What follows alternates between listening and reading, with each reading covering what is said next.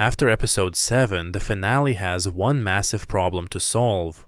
Homelander is no longer just the strongest supe alive, he now has V1 in his blood, which appears to make him effectively immortal.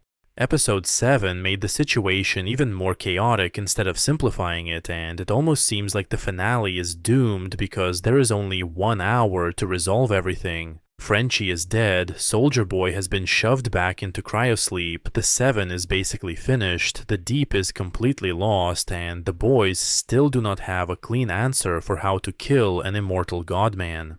Episode 7 does not really feel like a typical penultimate episode. Instead of resolving major storylines, it complicates the plot even further, pushing nearly all of the resolution into the finale. It's almost like a convergence point for several possible solutions to collide at once.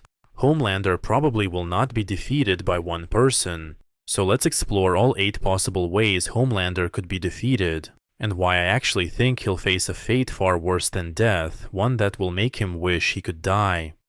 Kimiko becomes the new Soldier Boy. The most likely physical answer is Kimiko. Episode 7 heavily focused on Butcher and Frenchie trying to recreate Soldier Boy's power-erasing blast by exposing Kimiko to radiation. They tried to follow the protocols recovered from the Russians who had blasted Soldier Boy with radiation for decades, which is how he gained his blast power. At first, it seemed impossible to recreate the same effect within just a few days. However, Sage was supposedly able to figure out the exact duration and radiation dose needed to give Kimiko that same ability. Still, it is not clear whether Kimiko actually gained some version of Soldier Boy's blast. Maybe it is weaker, maybe she can only use it once, maybe using it nearly kills her.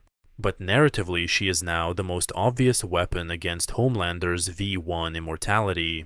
The clean version of this ending would be Kimiko blasts Homelander, burning the V1 out of his blood or temporarily shutting down his powers. She does not kill him alone, but she makes him mortal again. That would also give Frenchie's death emotional meaning. He did not die simply to delay Homelander. He died so Kimiko could become the one thing Homelander did not expect, a living anti-supe bomb. This is probably the most logical first step in the finale. Homelander has to be weakened before anyone can truly defeat him. Soldier Boy gets released again. Soldier Boy is too important to leave frozen forever. Homelander betraying him and putting him back into cryosleep creates an obvious revenge motive. Soldier Boy already sees Homelander as weak, pathetic, and undeserving of godhood. He does not worship him, he does not fear him emotionally. And because he is Homelander's father, he is one of the only characters who can hurt him psychologically before hurting him physically. The question is, who releases him? The boys could break into 7 Tower and free him. Sister Sage could arrange it as part of a larger plan. Or strangely, the Deep could do it. Deep has lost everything, his place in the 7, his identity, and even the ocean after the fish community bans him from the water. Episode 7's hilarious Samuel L. Jackson shark cameo basically turns Deep into a cosmic joke, but that also means he is desperate enough to do something stupid and important. Deep has truly hit rock bottom. Soldier Boy returning would also create a brutal 3-generation confrontation. Soldier Boy, Homelander, and Ryan. That is too juicy for the finale to ignore. Soldier Boy could weaken Homelander, Ryan could reject him. And Butcher could be forced to decide whether saving Ryan matters more than killing every supe. Most likely, Soldier Boy does not get the final kill, but he could be the hammer that cracks Homelander open. Ryan makes the final choice. Ryan has been missing for almost the entire season, which strongly suggests the show is saving him for a major surprise moment in the finale. He may ultimately become the key player in Homelander's downfall. Homelander's greatest weakness has never been physical. It is his desperate need to be loved. He wants worship from the public, obedience from supes, approval from Soldier Boy, and Ryan's love. If Ryan rejects him in the finale, that may hurt Homelander more than any blast. Ryan also has the raw power to matter in the final fight. If he has been missing since episode 4, that absence could mean he is recovering, hiding, or preparing to act. The show has repeatedly framed Ryan as the person standing between two futures. He can become Homelander 2.0, or he can become what Becca hoped he would be. The most satisfying version is not Ryan simply murdering his father. It is Ryan choosing humanity over blood. He could hold Homelander in place long enough for Kimiko or Soldier Boy to depower him. He could save Butcher from becoming a monster. Or he could deliver the final blow only after Homelander proves beyond any doubt that he will never stop. If the show wants an emotional ending rather than just a violent one, Ryan has to be involved. Marie Moreau drains or rewrites the V1. Marie Moreau is the wild card. Prime Video's own description of Marie says she can control and weaponize her blood, but Gen V and later interviews push that idea much further. Eric Kripke has described her power as control over blood down to the cellular level, which means her potential is huge. However, that does not mean she can simply defeat Homelander on her own. That makes Marie dangerous but not automatically victorious. The theory is simple: if Homelander's immortality comes from V1 in his bloodstream, then the character who manipulates blood at a cellular level might be able to interfere with it. She may not need to overpower Homelander physically. She might only need a few seconds while he is weakened by radiation, Soldier Boy, Kimiko, or Ryan. Marie could pull V1 out of his bloodstream, clot or rupture something inside him, make the V1 unstable, or help deliver the supe virus directly into his body. The problem is that Episode 7 seemed to downplay the Gen 5 characters instead of pushing them into the center. So Marie being the sole solution would feel too sudden, but Marie as one part of a larger combo attack, that could work. Sister Sage has been playing a longer game. Sister Sage remains one of the hardest characters to predict because her mistakes may not be mistakes.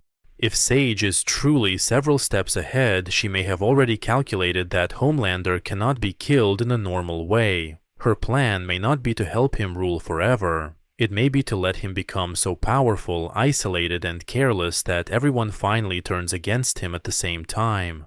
Sage could be the person who knows the flaw in V1. She could know that uranium weakens him. She could know that Kimiko's experiment worked. She could even be manipulating the deep Soldier Boy and the boys into the exact positions needed for Homelander's downfall.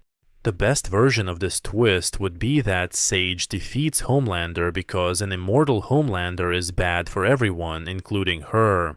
He is too emotional, too unstable, and too stupid to be the god he thinks he is. Butcher tries to end all supes and becomes the final villain.